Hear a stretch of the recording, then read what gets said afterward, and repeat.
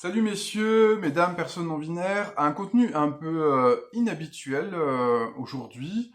C'est pour ça d'ailleurs que je l'insère entre deux autres contenus, quoi. C'est pas le contenu de la semaine, c'est un truc en plus. Je voulais faire un retour, un complément sur le contenu qui avait été fait il y a quelques semaines maintenant là, sur le jeu de rôle Voidpunk. En fait, suite à la sortie de ce contenu sur le jeu de rôle Voidpunk, j'ai échangé avec Kali. Donc Kali, c'est la personne qui a fait les articles sur le jeu de rôle Voidpunk dont je me suis inspiré en premier lieu, même si j'ai aussi apporté des idées, c'est peut-être d'ailleurs le problème, j'ai aussi apporté des idées qui étaient un peu les miennes dans le contenu. Et en fait, Kali m'a fait remonter un certain nombre d'erreurs et d'imprécisions de ma part. Euh, Et donc, quand j'ai entendu ces arguments, je les ai trouvés assez pertinents. Je me suis dit, bah oui, effectivement, c'est pas forcément ok la façon dont j'ai présenté les choses. Je pense aussi qu'il y a certaines choses que j'ai dites, entre guillemets, dans ma tête, c'était ok, mais la façon dont je les ai dites, ça rendait les choses trop sujettes à interprétation. Bon, je pense qu'il y a des choses que j'ai présentées de façon confusante, qui peuvent induire des quiproquos. Euh, et donc, bah voilà, ça semble nécessaire en fait de faire paraître ce complément afin de vous faire remonter nos échanges et dans un souci d'améliorer la rigueur dont j'aborde les sujets. Donc, les propos là que je vais vous faire remonter, bah, c'est essentiellement en fait des commentaires de Kali, quoi. J'essaie de les reformuler le moins possible, hein. Après, évidemment, moi je vous invite à revenir à la source première, c'est-à-dire à aller plutôt consulter les articles de Kiali en tout premier lieu, plutôt que mon contenu, voilà, qui est déjà plutôt une source secondaire, quoi, hein. Donc sur le Voidpunk, en fait, il y a plusieurs axes de critique par rapport au contenu que c'est produit. D'abord, il y a le rapport entre déshumanisation et marginalisation. C'est-à-dire que dans ma vidéo, ça peut laisser entendre que grosso modo, le Voidpunk, c'est quelque chose en fait qui concerne les personnes marginalisées. C'est pas exactement ça en fait. C'est-à-dire qu'il faut éviter de penser que la déshumanisation, c'est la même chose que la marginalisation. Les personnes marginalisées, elles peuvent être déshumanisées par les dominants, mais le mouvement Voidpunk, en fait, ça sent c'est autre chose, quoi. C'est-à-dire que dans le mouvement Voidpunk, il y a une appropriation de cette déshumanisation, il y a un retournement du stigmate, il y a un rejet de la notion d'humanité. Alors qu'en fait, beaucoup de personnes marginalisées revendiquent au contraire leur appartenance à l'humanité, quoi. Il y a beaucoup de slogans qui visent à rappeler en fait l'appartenance à l'humanité. Et donc le Voidpunk, en fait, s'en écarte, quoi. Il faut pas mettre un signe égal entre le Voidpunk et le queer ou entre le Voidpunk et l'intersectionnel, parce qu'en fait, le mouvement Voidpunk, ça représente qu'une qu'une qu'une fraction en fait des personnes concernées. Donc voilà, j'espère que j'ai réussi à être un peu clair sur cette différence entre déshumanisation et marginalisation, et aussi sur entre les personnes qui rejettent cette déshumanisation et les personnes qui au contraire se l'approprient. Ensuite, il y a eu un petit passage dans le contenu, il y a eu un petit passage sur la science qui essaierait d'étudier l'altérité radicale et tout.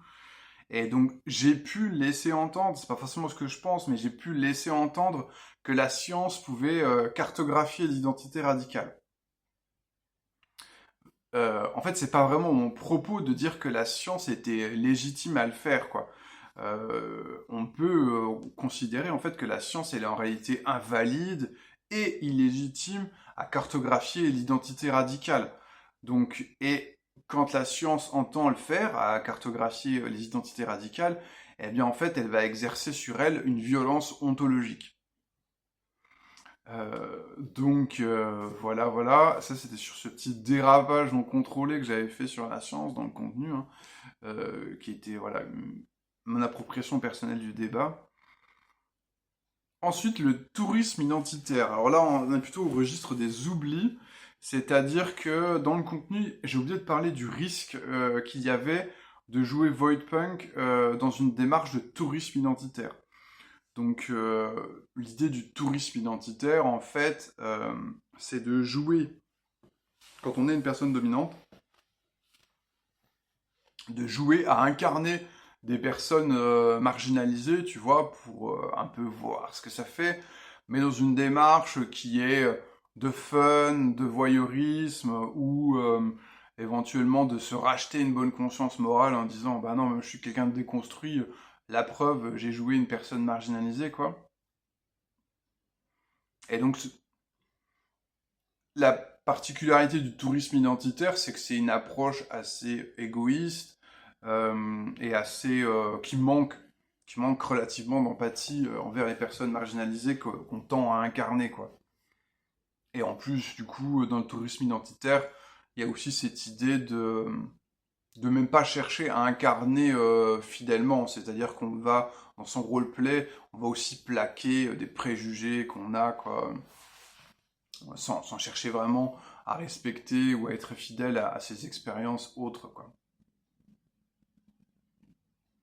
Donc ça c'est pas un problème, je dirais que c'est pas un problème au niveau des jeux, c'est un problème au niveau de l'attitude des joueurs, quoi. C'est-à-dire que si on joue à un jeu Voidpunk, il est entendu qu'il faut le faire avec la bonne attitude, euh, soit une attitude d'identification si on s'identifie soi-même à une personne Voidpunk, soit une attitude au moins à minima empathique, compréhensive et honnête quand on n'est pas une personne concernée, quoi. Donc, ensuite, petit aspect sur la sécurité émotionnelle. Parce qu'en fait, j'ai pu laisser entendre que les jeux Voidpunk, c'était des jeux avec des thématiques difficiles. En fait, c'est vrai que je voulais parler de ce cas précis et des outils de sécurité émotionnelle, ou non-outils d'ailleurs, qui étaient nécessaires pour jouer Voidpunk quand on allait sur des thématiques dures. En fait, c'est pas une généralité. Donc Kali, par exemple, cite l'exemple de son jeu 2K et Dicor, qui est un jeu, en fait, personne ne sera blessé, quoi. Donc c'est un jeu assez safe. Donc en fait, il faut pas mettre un signe égal entre jeu Voidpunk et thématique difficile. Ensuite, dernière chose sur l'étiquetage des jeux Voidpunk, par exemple, j'ai laissé entendre qu'un jeu comme Wheat, Roses, To Grow Thorns était un jeu Voidpunk, mais en fait, c'est surtout un de ses livrets, le livret de pétale qu'il est, et pas le jeu dans son ensemble, quoi. Donc voilà, ça fait partie des extrapolations un peu à la truelle que je fais dans le contenu. J'espère que tu m'en voudras pas d'avoir un petit peu mal compris certaines choses dans le sujet que j'ai traité. On essaye bien sûr de s'améliorer, de prendre en compte les retours, et puis de faire mieux la prochaine fois et tout.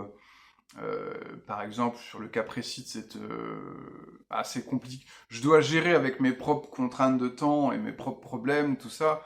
Mais bien sûr, sur des thématiques un petit peu compliquées, il vaudrait mieux, ce que je n'ai pas vraiment fait en fait, consulter les personnes concernées, tu vois, pas mal en amont, quoi, pour éviter voilà ce genre d'accro.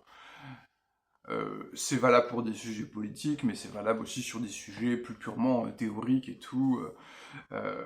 Après, voilà, il y a un véritable équilibre à arbitrer entre sérieux et puis tout simplement gérer mon temps, quoi.